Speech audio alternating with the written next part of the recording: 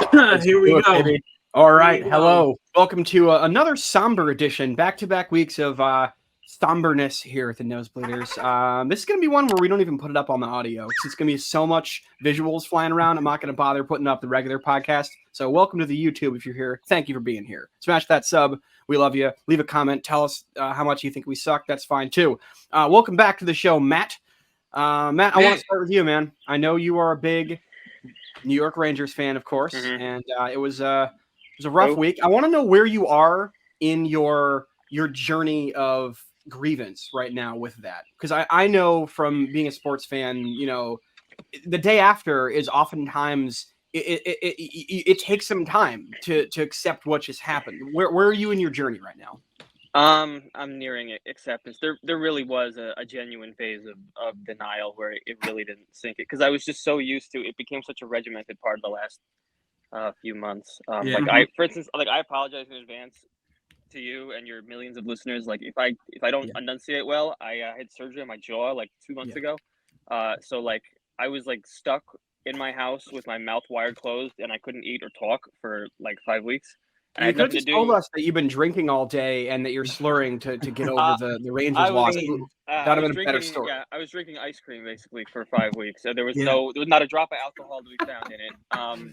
But it was I literally had nothing to do. I just watched hockey or baseball with my dad like every night, all night, from like 7 to like midnight. And the Rangers just happened to conveniently go on like a tear from the end of the regular season all the way through the first 2 rounds of the playoffs. So it was great, and it's just very weird that like it's over now. I feel like I'm sure everyone, once you get to the final four, I'm sure everyone feels like, all right, this is finally like the year.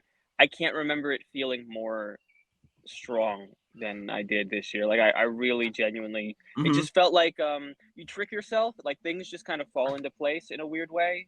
Like you just like, oh, that's like we're the team of destiny. Like little things happen. Like the Rangers made that crazy comeback in Game 6, or like little. Just a bunch of little things that kind of lined up where you felt like, oh, this is the year. There's no shame in the way that it ended, but it's incredibly frustrating. It bears a lot of similarity, I think, to the more I think about it, to the Rangers 2 years ago when they were in the same spot. They lost in 6 games to the Lightning. And the last 3 games of both series very similar. You kind of just ended in a way where it just felt. I think the stat might be almost exactly. The Rangers had 1 even strength goal over the last 3 games, which is dreadful. For a team that's supposed to be a championship team, definitely. I want to piggyback off something you just said. I want to kind of expand upon your thought.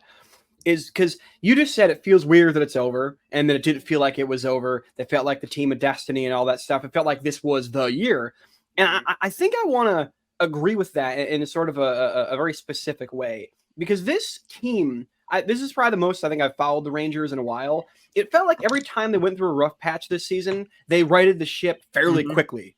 And it almost felt like, even when they were losing in Game 6, it almost felt like, they'll figure it out. They'll take care of it. You know, they got this. And do you think that lack of sense of urgency, it might have been part of what did them in? Or is that just a me thing? I don't know. I think they were fighting their ass off. It was just their stars disappeared. It reminded me a lot. It reminded me a lot of the Tampa series near the end when we were playing Tampa 2 years ago. You were just playing, and you were watching it, and you were just like, and you're watching it. The Rangers were great both years, and both years you're watching and just going like, how are we going to score a goal? Like, how are we going to score one? It feels it feels just like overwhelming having to score one goal. Which it's not. Anybody can score a goal. Hockey's such a weird sport. You can get a bounce and a weird chance or great, a busted play. Really not that hard. It's like big goals happen all the time when you're not expecting them. But it is just kind of like a mental. I'm sure it doesn't happen on the bench because they're professionals and they do this for a living. But as a fan, you're just sitting there and it just feels like 1-0 is like 5-0. Yeah. And the Rangers actually they didn't play terribly in the whole game. I mean, there were a few games of the series where it looked like they were down a man the entire game. In the final game, they had the puck I think a good amount of time. They just had one hell of a time trying to get it. I mean, it's one thing to have the puck, and it's another thing to get like good scoring chances in the middle of the ice, and they just couldn't the Panthers were just so much better at generating those than the Rangers were, and that's what was. I think honestly, the frustrating thing is going into the series with Tampa. Tampa had just won 2 Stanley Cups. You knew the Rangers were not as good as Tampa, but you hoped that they could, maybe pull an upset. Going into this, I thought the teams were evenly matched. We won the President's Trophy. You always feel like, if anything, you might be a slight favorite. Home field. They had home ice too. Home ice, yeah. So you feel like at the very least it's a dead even series, even though Florida's obviously very good. And I wasn't expecting it to be the same. So that caught me off. That's what hurt. Like the Tampa series at the end, like you're up 2-0 and you're up 2-0 in Game 3. I'll take that one in my grave. So that sucks. But at the end of the day, you're like, well, the better. I remember watching the finals that year between Tampa and Colorado and just being like, these teams are better than we are. This year in the Final Four, I remember at the beginning of the round, I was like, the Rangers are as good, at least, as all 3 of these teams, and I really wasn't expecting it to be. I wasn't expecting it to end the way that it did, and so so you're gonna be sitting there watching it this year, and you're gonna be going like, "That's supposed to be our team," It that's really supposed is. to be. I think I don't know. Maybe this is a cope. I think both teams in the East are better. I mean, Dallas is very good, and Edmonton has Connor McDavid and Leon Draisaitl. Enough said. And they finally have a more complete team around them. But they have Dallas isn't perfect. And Edmonton has had a miserable time getting consistent goaltending throughout the whole playoffs. And you just feel like, in a team struggling with goaltending versus your team, and you have maybe the best in the world. I mean, Igor was unbelievable, and he didn't even have his best season this year. He really didn't kick it into gear until even a few weeks after the All-Star break. Quick was the better goalie that whole time. And even I think Quick started the first 3 games right after the All-Star break as well. It's amazing to think they have both on the same team too. I mean, no one was an embarrassment of riches. Nobody was expecting Quickie to be, because even like last year, he looked like he was really like kind of near the end. Vegas traded for him mostly, I think, as a joke, because them and the Kings are kind of rivals, and they already had like 8 goalies, and they're like, Los Angeles dumped his contract to Columbus, and then 5 minutes later, Columbus traded him for like a 28th round pick. Vegas to serve as like a depth backup guy, and it was like almost like a joke. It was like Vegas was like sticking it to LA, and watching. And I don't think he played a minute of the playoffs. And then coming into this year, the Rangers have a goaltending coach. His name is Benoit Allaire. I think he belongs in the Hall of Fame. If you look at the track record of guys that he has worked with, he's gotten more out of than anybody would have expected. He's worked with, I mean, Henrik Lundqvist his whole career was in the Hall of Fame. Igor is on a similar trajectory of annual heartbreak and disappointment and disgust of playing his ass off while the rest of the team can't score. The Rangers have produced, I mean, I can give you 3 names of guys who came in, as like backups, and they left and became starters elsewhere after playing here. So they, goaltending is like the one thing we're so spoiled. When you watch other teams, like you watch Edmonton, they have Connor McDavid and an unbelievable team and 2 of the best players in the world. And they're like having like this, like they're pulling their hair out, like which of the 2 goalies is going to give us a chance to win tonight? And you're just like, the Rangers have their problems, but we're spoiled in that regard. In hockey, really if you're trying to ask yourself, how can we win this game 7-6 tonight? There's definitely some instability. That's just kind of how it goes. Unless it's 1989, in which case you're doing just fine. But those years are over. So I forgot it was actually Tampa that knocked them out 2 years ago. That's 2 Florida teams that knocked them out. And I said this last week, Mike, I don't respect Florida as a sports state at all. I respect the Lightning and I respect the Heat. But other than those 2 teams, I don't respect Florida sports fandom at all. I barely even accept the fact that they have any major league franchises. So it kind of hurts. It kind of hurts that the place people go on vacation is who knocked us out again. It is funny because Tampa is like the best case scenario for like a Florida sports market. Like they've been very successful and the building's always full. And the Panthers, even during the recent success, there's been like a lot of discussion. Like, is the build like, are they drawing enough fans? There's the whole thing. Like, it's been a whole thing. Ratio, you'd say, based on that, what was the ratio of Rangers to Panthers fans during this series in their building? I heard it was a good like 30%-ish Rangers fans, which is ridiculous. I don't know if it was. It's funny because between Carolina and Florida, the Rangers were playing 2 teams where a lot of people from this area move to. I can't tell you how many people I know have moved to the Carolinas, either retiring or close to retiring. And like their whole families have gone down there. My parents can't wait to get the hell out of here and go to the Carolinas when they both hang up their spikes. Nice. So they were playing in arenas where, probably. at least 15-ish, if not more, percent of the crowd is for Better the than 1 in 10. I like it. yeah, but it's I don't know about 30. It was hard for me to tell. It's rough. I don't think that kind of thing plays into it too much. I don't know. Home ice advantage in recent years hasn't meant, I think, what it's meant in some other years. Like it's been very. I don't think it's quite as imposing as it once was. Yeah. But yeah, they did lose 2 games in the Garden in this series, so Yeah. like, I mean, I think there's some truth to that. It's disappointing. You feel like Florida last year, they made it to the final, and they had kind of it was seen as kind of a Cinderella run. They were the number 8 seed. They faced the Bruins, who set a record, I believe, for most points in a season, and they beat them in the 7 games. It was a gigantic upset. They went all the way to the finals, and then it was kind of like the if you remember when the Colorado Rockies made it to the World Series 07, buddy. Yeah, so they won, I think, 22 out of 23 games from the end of the season, the play-in game, the wild card round, the NLCS, and then they had like 9 days off because they were so good they swept everybody, and the Red Sox had to finish their series, and then they just lost all the momentum. They got swept. The series was over in 10 minutes. Like when the planes landed, that series was over. Right. They might have led for. I think they led for 2 innings in the whole series. I remember that very very vividly because my college years were 2004 through 8. So 2 of my college years, I had to watch the freaking Red Sox win championships. Yeah. And I also remember that I was walking through the hall of my dorm, and they reported during the last game of where the Red Sox were like 3 innings away from winning the whole thing. Where also by the way, A-Rod's gonna opt out of his contract. So Red Sox winning the championship and fuck the Yankees. Like it was a rough. Yeah. That was a rough couple years, you know. Thankfully, he stuck around in time to get suspended for a year and then go on Princess's show and declare his innocence and that whole thing.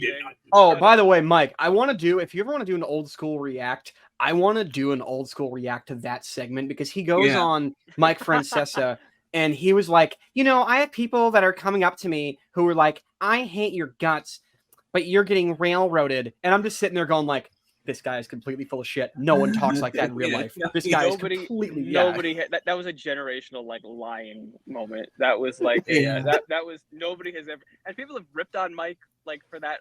I mean, like, why would Mike? Who thinks they're like sitting in the same room as like a serial killer? Like A-Rod is there, just like looking him dead in the eyes, just lying his ass off for hours on end. It was his lawyers told him to do that. Yeah. He was trying to win the PR war because he knew the facts weren't on his side. Yeah. Like another trial that happened this past week, but we're not going to get into that. But that's a whole other thing. Baseball, but that's a really good segue to get into. Mike, you wanted to do this for a long time, and so did I. We're gonna go through all the City Connects. We're gonna talk about them. We're gonna make fun of them. We're gonna talk about the ones we like, the ones we don't like. And I know you haven't prepared, so let's throw them up on the screen. Let's get here. I do. Just kidding. I think one of those lists is going to be significantly longer than the other one. But those are the best ones. Those are the best. Yes. So we covered these. We like these. We love these. We're not going to get. Yeah, we're not going to get too in deep with these. The skateboarding Devil Ray is the glow in the dark. The black light Devil Rays. I love these uniforms. The Super Soakers. It's the old school Super Soakers. So we like these. We like these. And for some reason, it's not letting me show the rest. So let me see if I can reload this. Because there's nothing else to show. Those are the best ones. There's a few others that are like runner-up. The Mets ones are pretty good, and then everyone else sucks. Yeah. So I like the Mets ones more than I thought I would. I actually like the St. Louis ones more than I thought I would. We'll get into all these individually as soon as Mike gets his technology to work here. Mike unfortunately is from a generation where this technology is a little foreign to them. I grew up on a typewriter, so I thought my aunt had a typewriter that erased. Like you could hit a button and go back and it would remove the type, and I'm like, that's the coolest thing ever. So I'm still blown away by that. Oh man, turns out. So we saw these. Here we go. Sometimes you have to refresh. So these were good. These are actually I like these. I like them. The one thing I don't like the hat. It doesn't match, but I do like it is. I like the logo. That is. I like the hat. Yeah. No, because it looks like an old school like railroad conductor or something. It looks like a hat that someone personally hand stitched in like the 1910s. I think it's cool. And the Cardinals are a classic franchise, so it makes sense to have them have something that's old as shit looking. I love these. These are really cool. But that STL was from their not of their original uniforms, but their uniforms way back in early 1900s. So it wasn't like a faux. What do you say? FAUX, a fake, a faux. You could have gone faux. You could have gone faux. Yeah. So and they're known as the Lou. We know that, and they stuck with it looks like their jerseys, and they incorporated the I forget what that French symbol is. You always see in New Orleans with the Saints, and I believe it's the fleur-de-lis. Yeah. So they incorporated that. These I thought were pretty cool. I had to know about that because of Boy Scouts, by the way. That's another. Weeblos, right? Yeah. Which the Brewers no. The purple fleur-de-lis is on every Boy Scout uniform. Everyone. Yeah. Anyway, so these are Detroit. These are garbage. Yeah, these look like a NASCAR pit crew. These are, and that's what they were going for. Like it looks like the sponsor should be right there on like there should be the sponsor, and then Motor City should be in little letters. It should be like Pepsi or something. Yeah. And these are trash. Where's the orange? The Tigers are orange. Where's the orange? If they could have did them orange and black, it maybe would have been better. But orange and black would have been a hell of a lot. There's so many of these jerseys went for this like black and dark blue like rec league softball look, and it just looks like the idea of like you can't really tell from the pictures, but it's like a tire tread pattern that you can see on the blue. That's cool, but like the way that everything else about it, I think, stinks. Like, there's nothing about this that says Detroit Tigers. No, I can't tell if it looks more like a soccer jersey or a bowling jersey. It looks like 10 different jerseys, none of which have anything to do with baseball or the Tigers. Yeah, I think these stink. I think they're terrible. They told their players, stand like this and like look to the corner. And then the one guy's wearing jeans, which looks better than their jersey pants. Maybe God, he is. Jeans. Yeah. He's wearing jeans. They didn't have time to get the full uniform on for the photo shoot. Like, fuck, put it on. Yeah, that's a guy who showed up late to the rec league softball thing. He had to come straight from work. And he's changing like in the dugout into his like. Right. Yeah, sorry guys, we had a call out. I had to work a late shift today. Yeah. Had to service this car. These are bad. All right. Philly is, I like the hat. I don't know where they pulled these colors from. The lettering, I'm not really crazy about. These could be cool, but gradient uniforms never really work. I'm not a big gradient guy either. I do like the hat, though. The hat's kind of sick. Yeah. The hat is sick. But what is this supposed to, where do they get this color scheme from? What does it mean? I don't, what in Philly does it, they could have did green like the Eagles. That would have been interesting. But yeah, they could have done. I associate the Phillies with bright red or that cream color blue jersey they do sometimes with sky blue. Powder blue might have been more. Yeah, Phillies. Yeah, but this weird teal again. It looks like a bowling uniform, or it's. And he's also wearing jeans. Bryce Harper is also. Are those just dark baseball? No, they're dark pants. I think. Yeah, and they have the stripe, the yellow stripe. I don't know where they got these colors from. I guess you have to be from Philly to understand. Outside the hat, I don't know. They could be worse. The bat's cool though. The bat looks cool. I like that. The bat matches it. Yeah. That's a cool custom bat. So the Mets ones, Matt. I know you're a Met fan. I want to say quickly though, as a Yankee fan and as a fan of New York, I do like these. They do have a New York Gotham, New York Giants from the 1920s kind of look. I do like the fact that they made the uniforms look like concrete. Grimy, dirty New York. Yeah. The purple, I know the purple is for the 7 line, which is for those of you who don't know, it's the color of the logo of number 7 on the 7 train that you take to Citi Field in Queens. It doesn't really match with this. I wish it was like orange. These aren't bad. I didn't even notice the purple, so you brought that up. It was only a tiny bit. It's more of an accent. I actually thought there would be more because the whole time when they were doing the jersey reveal, they were teasing it was going to be purple because of the 7 line. The 7 line is a huge part of like Mets fandom. Obviously, that group in center field is called the 7 line army. Yeah. So like even though purple is weird, its association with the subway line, I think a lot of people instantly got on board with it, and they kept teasing like, "Oh, it's going to be purple. It's going to be purple." I actually thought there would be more. I wouldn't mind a little bit more. But even this, it's unique. It's not like a rec league softball thing where they put a tire tread on and said it's Detroit. Like they really did a serious effort to be like this is New York. It looks like a subway token. It's got the bridge on the hats. It's got the bridge on the helmets, which is like really cool. It's like baked into the molding of the helmets. I do like these. It's got a Gotham, old New York. And they kept the lettering. The lettering is cool, and it's cool. We don't know because he's not on the field. But when they first came out, Kodai Senga's jersey was in actual Japanese kanji lettering on the back. That's cool. I don't know if they would let him wear that in a game. Like I said, we don't know because he's missing in action. He keeps getting setbacks with his rehab. But that jersey sold out in 10 minutes. That's the only reason I didn't buy one is because the Kodai Senga one in Japanese. Yeah, I mean, with this jersey, it looks so cool. It was sold out instantly. I'd like to see these. I'd like to see these repurposed with some orange and blue, mixed in. I think that would, because the Mets have the black uniforms. The one thing I do really like is that some of these jerseys over the past few years, some teams try to do too much with the pants with the jerseys. I like that they just have classic white pants for these. Like some of them, like the Philly ones, the jersey. I don't hate it, but like with the pants, the blue pants maybe is a little much. I like that they kept the classic white pants. I mean, if they had gone gray head to toe, I would have been like, it's too much. The white makes it pop. I would have been for it. It would have been kind of funny. And then whoever this is looking. The Mets are the Mets not funny enough? Or they could just put the 7 train right with right on the ass cheeks where you have the diamond one and the circle one on each ass cheek on the back of the uniform. Ass cheek jerseys.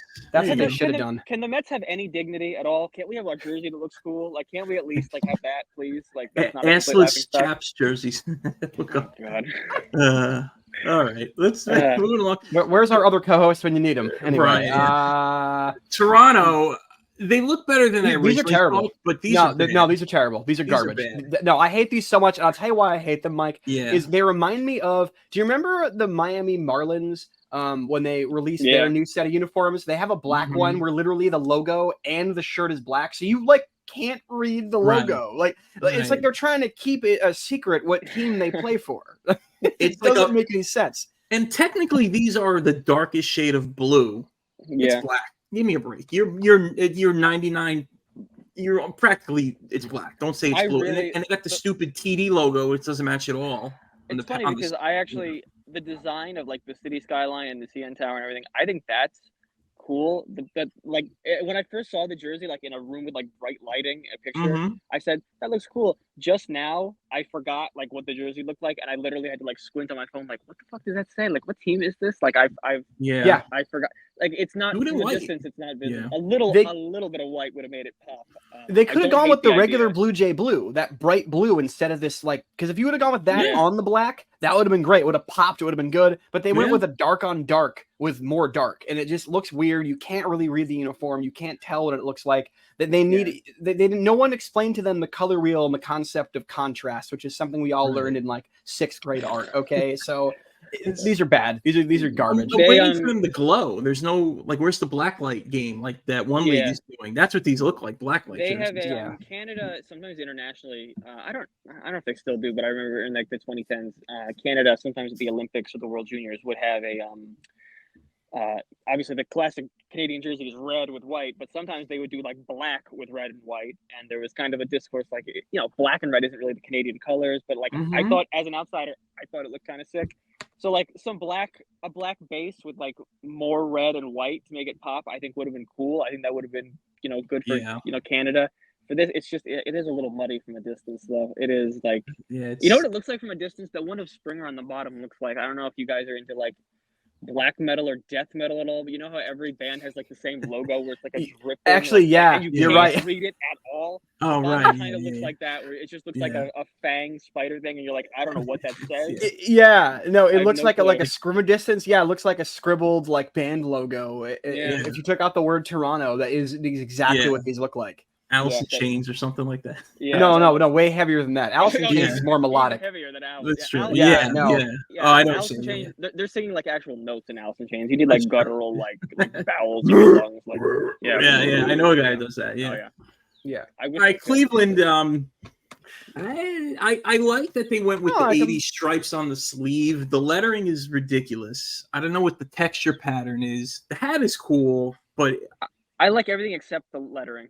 I think the lettering screws it up. It's cool. why not just have isn't Cleveland called the Land? Like, isn't that what the Cavaliers have jerseys that say? Why not the Land on that would have been cool, I think. Yeah, I agree with that. I like the hats a lot. Let me say that. I do too. I think the red on the white pops really good. I have noticed too the lettering I don't love, but that's been the trend in sports, and I see it in both basketball and baseball, where sometimes they just take the 3-letter abbreviation and that's just what's on the uniform. Yeah, you know. And I know I the Pirates really do this too. When we do the Pirates one, I think theirs is the same thing where it just says PGH instead of Cle. I don't hate these because you can actually, unlike the Toronto ones, you can read the lettering and know what team they play for. So like, it's with their color scheme. Yeah, they went with the bare minimum. I liked it. Every time I see those colors. When I see those stripes in the sleeve, I just think of Carlos Baerga. That's what before his Mets days. Because I remember having cards of him as a kid. Yeah, you know what's funny is on the grand scheme of like Mets disappointments, Carlos Baerga, like he's one of them. Like I instinctively cringed when I heard his name, and then I thought more about it, and I was just like, he's like a 3 on the Richter scale. Like you can do so much worse. But he's not even the worst Cleveland Indian before they became the Guardian. Like Roberto Alomar was 10 times worse than Carlos Baerga. Yeah. Oh my God. All right, so now we're getting into at some point. So those are all the ones from this season. These are previous ones. This slide I put together. I think these are the best looking ones. Seattle, I think, is cool. If they went with white pants, but I think for some reason the black works with these. They look like the Seattle Pilots. Yeah, which would become more man. Shout out to Jim Bouton, by the way. Yeah. The Rangers is cool, but you would never know that's the Rangers. The Rangers are weird looking, but it's cool. Hate it. I do like the orange lettering is cool. I like the orange lettering. The Pittsburgh, this is what you're talking about, the initials. Yeah, the PGH. I like everything about the Pittsburgh one except the PGH. Yeah, that's what I was gonna say because they've worn black pants. So that's a thing. Let me hop in because my girlfriend and I we visited Pittsburgh a couple months ago. And the PGH thing is like a big deal in that city. It's like everywhere, and not just in sports. It's like all around the city. It's like a thing with those people. PGH. So it makes sense to me, culturally, being that I've been there. Also, and by the way, you make a great point, Matt, about the Cleveland ones. I've been to Cleveland also, and no one says Cle. It's usually the Land or whatever. Yeah. But no, the PGH is a thing that they use on a lot of stuff. And so it makes sense, like, for local civic pride for them to have it. I like the color scheme a lot. I like the bright yellow, the black on yellow. It's contrast. It pops. It's good. Former Yankee Andrew McCutchen on the team also. I didn't even know about the PGH thing. That makes more sense if that's like a big thing there. And I love the classic like 70s Pirates look. I have a signed Kent Colby jersey on my wall. It's bright effing yellow. I love that whole era of the Pirates with the gigantic hats. I love it. Anything that pays homage to that era with the black pants and the yellow shirt, I'm all for it. Yeah, that looks like the Pirates. Yeah. As an outsider, I didn't dig the PGH. I just think of Florence Pugh. But that's what I think of. Yeah, that's what I think of. But if it's a pit, maybe. But if that's a thing there, then fair enough. It's not for me. It's for Pirates fans. So. Yeah, a lot of this, I guess, is regional. If you don't live there, you're not going to get it. So, which is fine. The Diamondbacks is cool. I like that with the Serpentientes. I do kind of like that because nowadays, ever since they changed jerseys this year, everyone's been talking about how terrible the jerseys are. They used to be kind of like a sand color, and now they're like more like margarine. Like a brighter yellow. Margarine butter. I can't believe it's not the Diamondbacks. That's what it is. I can't believe we're not winning the pennant this year because Corbin Carroll's hitting like 120. These I like Miami because they went with the Miami one. I think is the second. But I love the Miami one so much. I think the Miami one. I was just gonna say that. I think it's better than their regular uniform. Their regular uniforms are trash. So this is actually cool. What are they called? The Sugar Kings, I believe that's the team. Yeah, that's what I was going to say. They should just make that their new name. Those should be the new jerseys, and they should just stick with that forever. Those are so good. Those are nice. The White Sox look like the White Sox, but they have that. Love them. Love it. Look. I like that with the old font. Kansas City, I like. The Braves. They're a little basic. But Hank Aaron, the Hank Aaron Braves jersey is always good. Like I understand it's not. They didn't do anything radically different, but like even just like.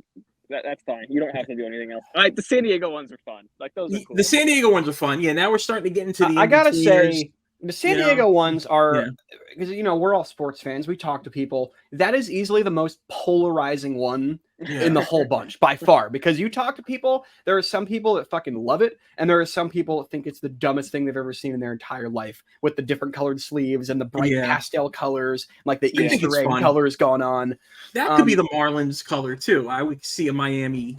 Yeah, no, they're still better than the Marlins uniforms. It's for their fan base, and I'm sure like down there, like that kind of color scheme, that like really festive, bright color scheme. Same thing as Miami. Like it fits there. Maybe that would look stupid in New York or Ohio. Oh yeah, but, you got to be tropical or warm. Yeah, but like those jerseys look like they taste like something. Like I look at that jersey and I'm like I taste like some kind of Starburst. Do you want like a popsicle or something? You just want to get Nerds like a nice, candy. Yeah, Jolly Ranchers or something. Yeah. I'll say this. Well, one more thing to say about the San Diego uniforms is because I actually went to a game a few years ago in San Diego when they had those on. It was a Friday night game. Yeah. And my theory, and it's a very small sample size of people, so I could be wrong. I think it's a generational divide with the polarization, because I was sitting next to what was very clearly a well-off older woman and her friends who were all at the game, and she spent the first 3 innings nonstop talking about how much she hated these uniforms. So like it was kind of one of those things where it's like, all right, maybe it's not for the old school Padres fans that like that brown and sand color with the gold that pops, and this is more for like to bring like the kids and the families and the casual fans into it. I think that's kind of who it's for. If I was a Padres fan, I would own one. I think they're fun. Cincinnati's kind of looks like 80s Wall Street tech. I like them. Look, I wish the Cincy was red. I wish it would pop. A lot of these don't pop. The Brew Crew, I like the colors, but the word Brew Crew just looks. Brew Crew is funny. Just the term itself, Brew Crew, is hilarious. They need to literally just put an actual picture of a big mug of beer on the uniform. They need to finish the look. Why is there not? Or the hat. The hat just needs to be just like a spilled over beer mug. Or like passed out or something. Washington went with the initials. They went with the cherry blossoms. I've seen them down there. I like these. The cherry blossom is cool. Like I normally hate gray uniforms, like dark gray. I just don't. But those are cool. These are now we're getting into the I don't know. The Angels look like these aren't really City Connect. Oh no, the Boston and the Cubs are. But are the other ones even really City Connects? Yeah, these are their City Connects. The Dodgers went with Los Dodgers. Lame. Do you guys know why the Dodgers play where they do? Chavez Ravine? Yeah, so they when they moved out there originally, and I promise this ties into the jerseys. When the Dodgers moved out to California, there was a plot of land on Chavez Ravine. The city government decided in the late 40s, we're going to take this working class Mexican American neighborhood and we're going to kind of move things around and renovate it and put like a community center and like housing and some good stuff in here. And then the 50s happened and the Red Scare happened and people said, the very conservative mayor said, that sounds like communism to me. We're not doing that anymore. But we are going to take the land for eminent domain and sell it to Walter O'Malley and the Dodgers so we can build a stadium here. A lot of people in the neighborhood decided, well, that sucks. We don't want to leave. The city and the LAPD spent the next 10 years slowly threatening, coercing, buying, and then eventually just physically kicking out a bunch of working class Spanish-speaking families. And now here we are 70 years later, and it's all good because the word Los is on the jersey. They're not the Los Angeles Los Dodgers. It makes up for everything. So I think speaking on behalf of all white people, I think we can all agree the score has been settled. We're good to go, and we can all move on finally. We're cool now. Yeah, I just it looks like to me it's very stupid jersey. It's lazy. It's almost like they the person whose job it was to design the City Connect forgot what the deadline was. He's like, oh shit, that's due when? And then he just like got out like a notepad and wrote Los and was like, here you go, like that. Nailed it. That's what I think happened here. I saw a rumor. This is all rumor because who believes anything on the internet, that they're coming out with new City Connect jerseys, and from what I remember, it looks kind of as bad as the Detroit ones, like similar. Wait, the Dodgers are?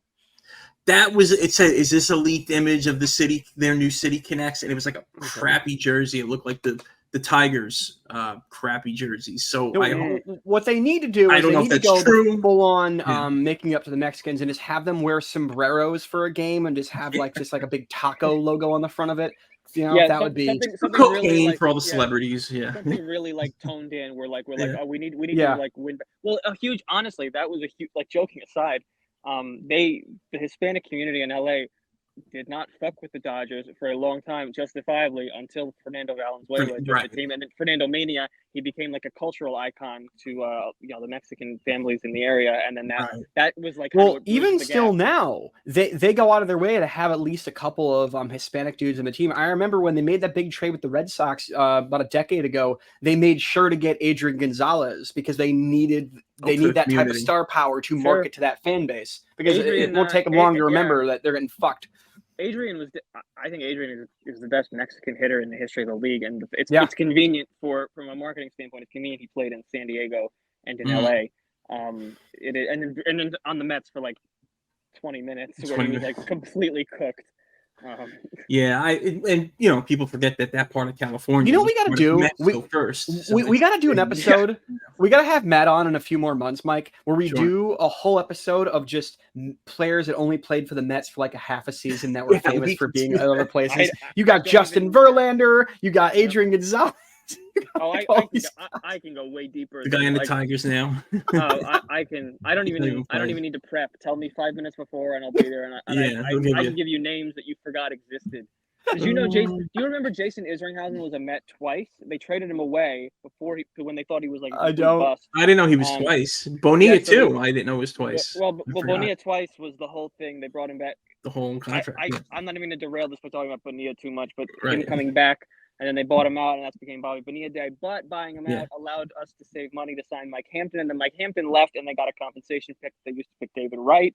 So really the entire the last quarter century of history with this team ties back to that asinine decision to bring back Bobby Bonilla and then defer his money with Bernie Madoff and continue paying him until we're all going to be dead. So it's a fascinating history when it comes to like Mets retreads and flyby cameos. I can give you some names, boy. Johan Santana, Pedro Martinez. There's a whole list, baby. Oh yeah, those really those subtle guys that nobody remembers. Pedro, Johan. Well, I'm saying guys who are known for other things with other teams. Yeah. It's funny. I think Johan, because of the no-hitter, it's more down. Like he had more good years in Minnesota. Right. Before he started getting hurt his first year, especially, was outstanding in New York. But because of the no-hitter, that being so iconic, I'd say at this point it's what people consider him as might be more down the middle, or like 2/3. Wait, Mike, can we go back to the last slide for a second? I need to make fun of it. Is that supposed to be the Giants at the top right? Yes, those are horrible. That's trash. I the absolutely logo hate is that. Fading off because they want to signify the fog that's around the bridge. If it was a black shirt, I'd love it, but it's white. Their colors are black and orange, not white and orange. There should be black in that jersey. And then we'll hit the Boston one real quick. The Boston one, I don't love the way it looks, but the story behind it, I don't mind because they did it to honor the marathon victims. So you can't really make fun of it. And then Wrigleyville is you got to be from Chicago. It's the safe route. It's the safe route. I don't hate them. I think it's fine. It's fine. I wish they would have went with the old school Cub that they used to have. I used to have a hat like that with the original. Somebody was saying Toronto was inspired by these Space City uniforms from Houston. These look like pajamas. I'm sure people in Houston. I don't know. I don't mind them because they use the regular team colors. They didn't, they didn't go too far out. That is the nickname, by the way. I'm pretty sure of that city because they do like the Rockets and the space camp, whatever the crap they do. Even if it's not the official nickname, it is cool. Look, they do look like pajamas, but they're nice pajamas. Yeah. And I just don't want to give any respect to the Astros, so I put. Well, you don't have to. You only have to give respect to the guy that designed the uniforms. The player, they're right there. He's a cheating douche, but I mean, it's the uniforms aren't bad. I don't hate them. Yeah. Then we got Baltimore, and then Colorado went with their license plate for some reason. I honestly love those. Baltimore's not bad. I just wish anything like Maryland has the coolest state flag. They flex on every other state whenever they can. So I kind of like that the sleeve incorporates that. The word mark just Baltimore and like plain ass block lettering on the front. I don't like that. The Great Britain baseball jerseys. Yeah, kind of. Yeah, like, I'm sure if you asked the people who designed it, they would be like, "This is an homage to like Lord Baltimore. This was his favorite font or something." Lord, I don't love it. font. I wish there was something more creative on the front, but everything else I think is cool. Like the sleeves are cool. Yeah, I like the hat and the helmet, that little script type B. I think it's cool. I think they needed to incorporate something to show the violence of the city. The logo should just be like a gun or something. Picture Omar. Instead. Well, they Yeah, had picture their closer. Michael Williams. I think their closer might be hurt now. Oh, their closer's Kimbrel. He's hurt for the year. That's why they had to replace him. Kimbrel? No, before him. The reason they got Kimbrel is because Batista got hurt last year. But Felix Batista comes in to they turn all the lights off and they play the clip of Omar whistling, and like that's his entrance. That's his like. That's funny. That's awesome. Comes into Omar's comment. I'm like, that is cool. Like that I had friends who don't watch baseball send that to me and be like, bro, baseball is lit. I'm like, yeah, once in a while. So those are the City Connects. You love them, you hate them. Hopefully this is a passing fad. The Yankees still haven't done them. I would like to see something. This is what I'll say about the Yankees, and I'll add this in post. They had these jerseys that were pinstripes, but they were red and blue, alternating pinstripes. Babe Ruth wore. And I thought that would be cool because it's still the Yankees jersey and it adds a little extra color. Maybe make them cream, make them look old school. Or if not, just do something hip hop related with the Bronx, with graffiti. I think that would be really cool. The Yankees would never do that in a million years. I don't think they ever will. I know. The Yankees are so funny because they've resisted having tinkering with the jersey really at all. Even putting the Nike logo on it was like sacrilegious. And they had advertising, yeah, but it's funny because they've never futzed around with the jerseys really at all, and very deliberately. And I get it, but it is funny, like you mentioned, like something that paid homage to like the Babe Ruth, something that paid homage to like the dirty, grimy, like in a fun way, like culture of the Bronx. The Yankees have always had this really. I remember we talked about this at SHI once at lunch. Yeah. The Yankees have this weird dichotomy. Yeah. The place that shall not be named. The Yankees try to come off like they're Dior, they're Louis Vuitton, they're like gold plated, we're a designer brand. But but at the same time, their fan base, a huge portion of it is this like blue collar, bleacher creature, Bronx, like big, bad, loud. Oh, totally. And so it's this weird dichotomy working class. They kind of don't want to they want to be both, and you can't really have it both. So the idea that they would have any kind of a jersey, like even in a fun way that paid homage to anything like the Bronx being like tough, like hip hop's kind of underground, like working class come up underdog kind of shit. The Yankees the Yankees think they haven't been underdogs since they were the Highlanders in the 1800s. Like since slavery was abolished, they've been like, we're not underdogs. Get out of here. We're the Yankees. We're the team to beat. They could do a Highlanders thing. I mean, or I could see them. Would be cool. Yeah. That would not be terrible. Or I could see them get borrowing from the New York Black Yankees, a tribute to the Negro League. Although their logo was very and interlocking in Y, but it's just straight. There's no curves. It's a little more simple. But literally, the Yankees would just come out with the same jerseys. It better say Black Yankees on the uniform. It better literally say Black Yankees on it. That's the only way I would ever. There's a picture of Satchel Paige, and he played with them, and it's awesome looking. Correct me if I'm wrong, Mike, because you were there, but I believe the story with the Black Yankees was they literally just borrowed the uniforms from the Yankees. I don't know if that's the Yankees or a different Negro League team. But I think some of them were so cheap they literally. I think I remember hearing stories where they just used leftover uniforms from another team and they didn't even wash them sometimes because the laundry guy was a bit racist. I don't know if that was the Yankees or somebody else, but that was a Curb Your Enthusiasm episode, as a matter of fact. But it was something. It was a little different. There was something like that. There was involving a controversy, a Yankee uniform being properly dry cleaned. There was, and an icon of Black culture was prominently featured in one JB story. Yeah. So, speaking of icons, quite literally. Speaking of. We're going to close out with a couple commercials this week. We're going to do a couple, and I wanted to do this because I want to call back to a happier time for Rangers fans. So we went and we got some commercials with a very famous New York Ranger in it. Some 90s commercials. It's going to be a good time. We got 2 of them, and so Mike, whenever you want to fire them up. Now that Wendy's is sponsoring the NHL, Dave is heading for the rink. Here's your skates, Dave. Can we play on ice? What a kidder. Nice goal, eh? Nice goal, eh? Don't need this, Dave. Here he is. You're taking one in the melon now, can we? Oh. Mike, maybe we ought to have lunch first. Then come to Wendy's for a delicious Big Bacon Classic combo with Biggie fries and a 20-ounce drink. We call it the hat trick. I know the perfect position for you. Really? Try a Big Bacon Classic combo today. You know, it's a real. I have nothing bad to say about Igor Shesterkin, but I will say, I think he's, based on what I've observed, he's a candidate for going bald at some point in his early to mid 30s, and it's a damn shame because between Mike Richter and Henrik Lundqvist, you can't. The hair history of netminders in this, it's unbelievable. Like they look like Great politicians, like plastic fake. Like it's beautiful. Just incredible hair. We got one more. I love how that's what you took out of it, by the way. Yeah, that was pretty good. I call it like I see it. Hi, Dave. Hi. Oh, the Three Stooges. That's how I won the game. Yo, I want that jacket. Nothing tastes better than Wendy's That Big Mike Bacon Richter Classic. jacket It's is hot and juicy fire. with Biggie fries and a cold drink. Now that's a meal. Have you won any big games? Well, we did win that Stanley Cup. That's nice. Wendy's Big Bacon Classic, the official hamburger of the NHL. Can you imagine like an NHL player now being involved in a commercial where the punchline is he gets a concussion? Like that shit would not fly. Well, no, that was young Dave. That was young Dave Thomas getting the concussion to save the goal. You don't understand, any commercial that like admits that concussions exist would be like dicey ground for like an active NHL player to get involved in. That would never fly. I like the.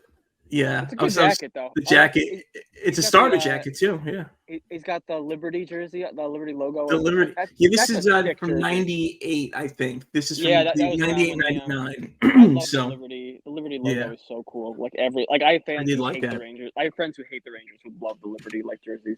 That was their City Connect. That's how you do City Connect. Yeah, right. basically. Yeah. So the NHL basically a few years ago. They tried the reverse retro series, some of which were not reverse; they were just retro, but none of us cared. And they were very similar to it was a similar kind of vibe to the City Connect. They tried to do kind of a similar, and the Rangers ones were cool. The Rangers ones were very cool. Yeah, one day we'll have to do some of the worst alternate jerseys in like baseball history. Like, remember when the Mets had those Pluto jerseys? They had Mars. It was the Mars Mets. It was Mercury. You're both wrong. Mercury. That's right. It was Mercury. So it had the Mercury symbol, which I found at a museum. The thing I love about that is, so as everyone remembers, it was Turn Ahead the Clock. That was the promotion. It was Turn Ahead the Clock for like futuristic Mets. My brother lives out in Seattle now. And he specifically went to a Mariners game a couple of weeks ago because they were doing a turn back the clock to turn ahead the clock promotional night where if you showed up, you got a Ken Griffey Jr. turn ahead the clock jersey. And he really, really wanted one. It was red with the gigantic logo. It was so bad. It was terrible. But he wanted one. At this point, they're so bad, they're kitschy now.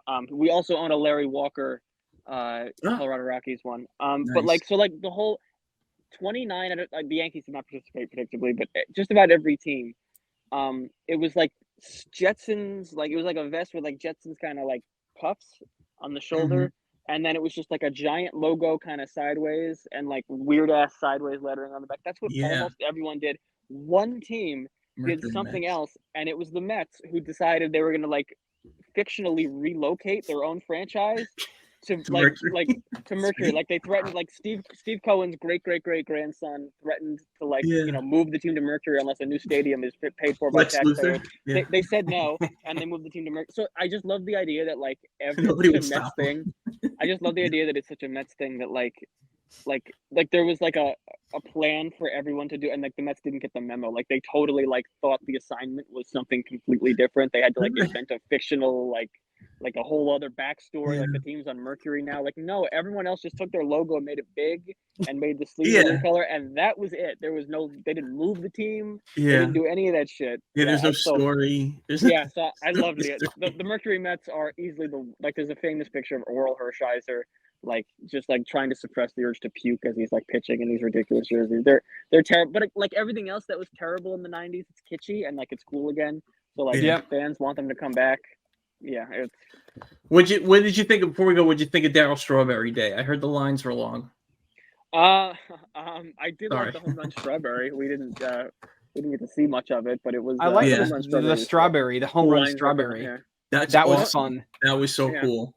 And I'm happy he's better. It's talk about because like if the stuff he did now, like he'd be canceled. But like he all these guys. Oh yeah, Doc, Daryl, David Cohn. Yeah, I'm just happy we root for a sport now where nobody ever does drugs ever, and I'm proud. No, of course not. I'm no proud one. Nobody does drugs, and I'm really proud of all of our pro athletes today. We learned our lesson truly from the '80s, and you did. Honestly, like everyone, it's funny.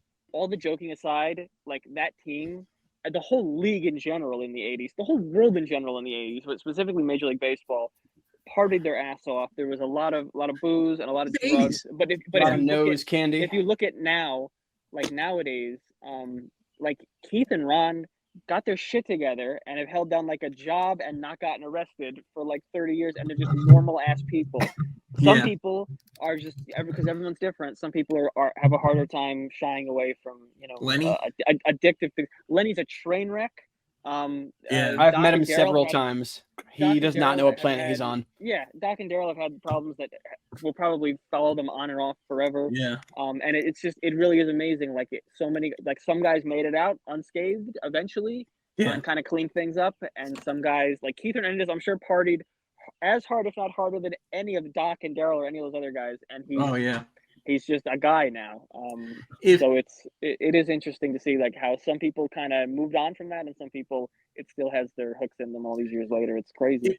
If the last thing I'll say is I saw a clip of Dwight Gooden's no-hitter with the Yankees, and in the clip, Wade Boggs, also on the Yankees, is cheering, and they're all happy together. And like, can you imagine if 1986 someone said, "Hey, you guys are facing each other in the World Series, but 10 years from now, you're going to be celebrating a no-hitter in a World Series on the Yankees, your rivals." People forget, like, imagine in 1969 telling Tom Seaver you're going to be at this ballpark to witness another World Series in 1986 as a visitor. Exactly. No one remembers he was on. He ended up with the Red Sox in that dugout. So insane. Yeah, it is. Whenever the Mets are involved, some horse shit involving some player that got away and like was great elsewhere or something going wrong. It's par for the course. We're just used to it at this point. That's we do got to do an episode about that. Just like a Mets misery episode. That'd be a lot of fun. We'll have to get Brian to come back. Yeah. You think you can contain that to one episode, and I'm telling you can't. It's like it's a mini series. It's like an HBO like hour-long episodes, like 10 seasons, critically acclaimed. Just miserable the whole time. That's our show. We'll definitely do that. That's a great upper to end on. Yeah. The Rangers lost, the Mets and the Mets. This is fun. Yeah, thanks for joining us. This is a good time, man. Matt, we'll talk to you soon, brother. Have a good one. Yep. Later.